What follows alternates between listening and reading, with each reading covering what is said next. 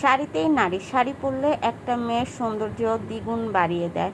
প্রত্যেকটা মেয়ে শাড়ি পরতে খুব বেশি ভালোবাসে, আর ডিপ কালার শাড়িতে মেয়েদের তো আরও বেশি ভালো লাগে। হ্যালো ফ্রেন্ডস, আসসালামু আলাইকুম। আমি মরিয়ম আক্তার শিমু, মরিয়ম ব্লগস থেকে বলছি। প্রতিটা মেয়ে শাড়ি পরতে খুব বেশি ভালোবাসে, আর সেই শাড়িটা যদি হয় নিজের হাতে তৈরি করা, তাহলে তো আর কথাই নেই।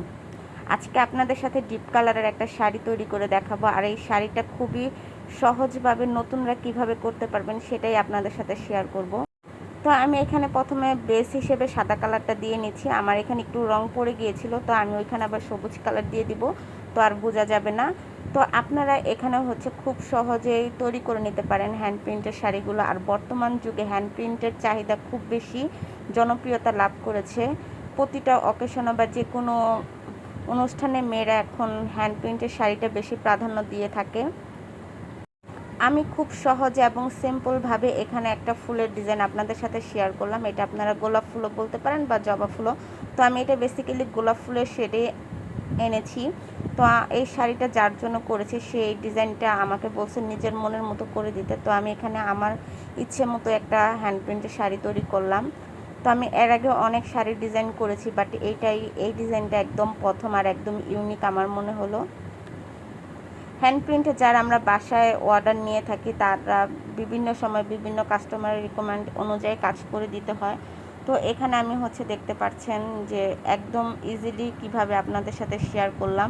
তো নতুনরা খুব সহজভাবে এই শাড়িটা করে নিতে পারবেন। আর এটা তৈরি করতে আমার তেমন বেশি কিছু লাগে না। আমি এখানে প্রথমে হোয়াইট পেস্টটা বাইন্ডার আর এনকের সাথে একটু মিক্সড করে নিয়েছি। তারপর এখানে আমি আবার হোয়াইট পেস্টের সাথে একটু রেড কালার মিক্সড করে এই গোলাপি কালারটা তৈরি করেছি। তো এখানে আমি সাদা এবং গোলাপি কালার একটা কম্বিনেশন রাখতে চাচ্ছি। তো খুব সহজে আপনারা এটা তৈরি করে নিতে পারবেন, বা আপনারা আসলে অবশ্যই ডিপ কালারে আগে হোয়াইট পেস্ট ব্যবহার করতে হবে। হোয়াইট পেস্ট না ব্যবহার করলে ডিপ কালারের রং বসবে না, কারণ কালারটা বোঝা যায় না। তো আমি এখানে হোয়াইট পেস্ট দিয়ে রং তৈরি করে নিয়েছি। আপনারা রেডি কালারটা এখানে দিতে যাবেন না, অবশ্যই হোয়াইট পেস্ট লাগাবেন। তো এটা আমার শাড়ির বুকের পোর্শন। শাড়িটা দেখতে কিন্তু খুব সুন্দর হয়েছে। যেহেতু এটা আমি বাসায় তৈরি করেছি, তাই এটা সাইডটা সেলাই করে দিব যাতে আঁচল এবং সাইড না ওঠে। তো আমি এটা আরেকটু সুন্দর দেখানোর জন্য এখানে আমি সিকোয়েন্স বসিয়ে নিচ্ছি।